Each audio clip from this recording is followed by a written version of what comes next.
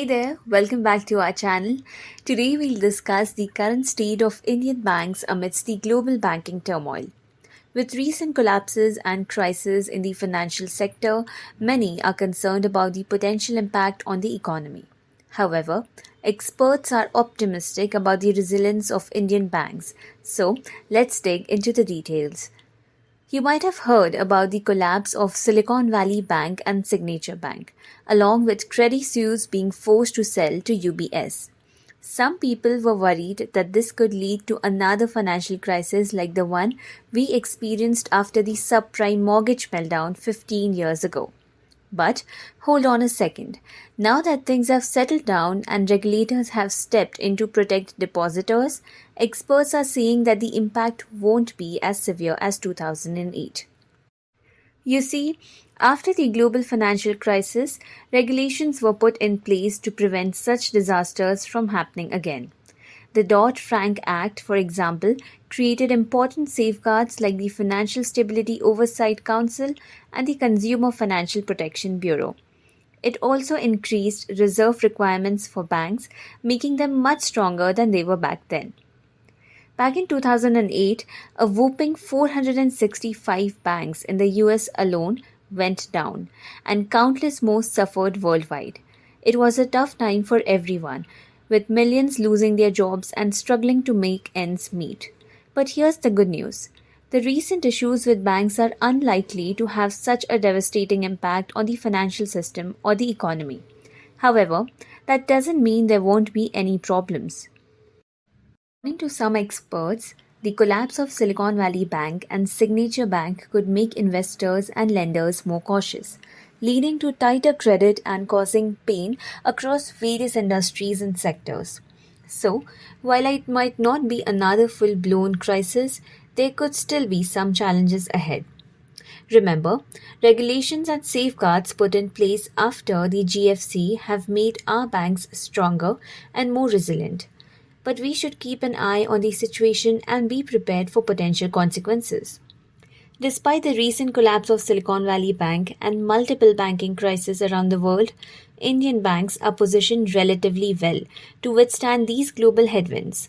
Let's dive again into the details. Resilience and confidence.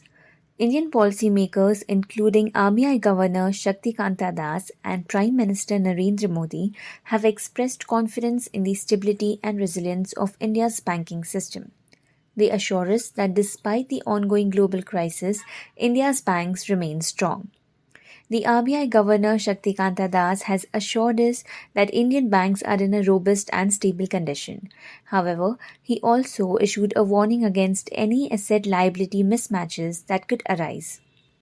In a thought provoking speech delivered in Kochi on March 17th, Governor Das highlighted the importance of strong regulations for sustainable growth. Drawing attention to the US banking crisis, he emphasized the need to prevent excessive buildup on both the asset and liability sides. He has also shed light on the strengthened supervisory systems implemented by the RBI in recent years. These systems have adopted a unified and harmonized approach for commercial banks, NBFCs, and UCBs, with on-site supervisory engagement tailored to the size and risk profile of institutions. Furthermore, Governor Das called for more coordinated efforts among the G20 nations, especially in assisting countries with high external debt risks caused by the risk of the US dollar. He also highlighted the risks associated with private cryptocurrencies and their potential impact on the financial system. On the cybersecurity front, the RBI has taken significant measures to enhance resilience. They have issued a comprehensive cybersecurity framework for banks and provided guidelines for digital payment security controls. Overall, the governor assured us that India's external debt is manageable and the appreciation of the greenback does not pose a significant problem. With strong regulations and proactive measures, Indian banks are well positioned to navigate potential challenges and maintain their stability. Improved position. Unlike in the past, Indian banks have made significant progress in reducing bad loans and strengthening their capital base. This has put them in a much better position to handle stress. With healthy asset quality and strict regulatory monitoring, Indian banks are well prepared for challenges. Limited exposure to global uncertainties. Compared to major countries like the US and the UK, Indian banks have lower exposure to foreign claims. This indicates disciplined banking and financial systems. The least foreign claims ratio among major economies reduces the risk of international contagion affecting Indian banks. Robust capitalization. Indian banks have taken proactive measures to enhance their capitalization by reducing bad debts and raising capital. Stress tests conducted by the RBI demonstrate that Indian banks can meet minimum capital requirements even under adverse scenarios. The capital to risk weighted assets ratio, that is the CRAR, and Common Equity Tier 1 (CET1) ratio of Indian banks stand at impressive levels. Improved asset quality.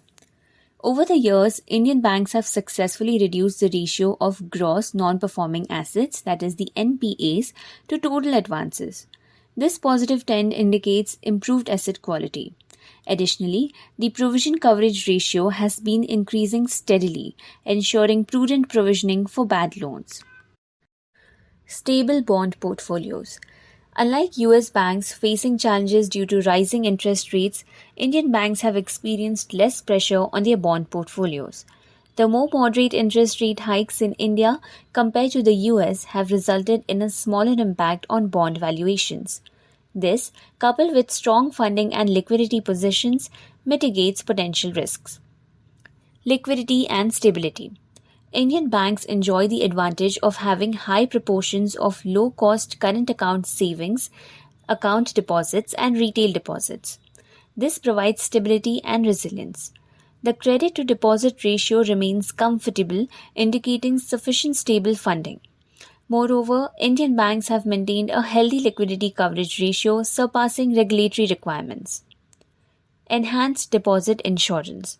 To protect depositors, India has increased the insurance cover for deposit accounts in insured banks. This enhancement ensures that 98% of deposit accounts are fully insured, providing greater protection compared to top US banks. In conclusion, Indian banks have demonstrated remarkable resilience amidst the global banking turmoil. With improved capitalization, enhanced asset quality, prudent risk management, and stable liquidity, Indian banks are well prepared to navigate through challenging times. The confidence expressed by policymakers and the implementation of effective regulatory measures further reinforce the stability of India's banking system.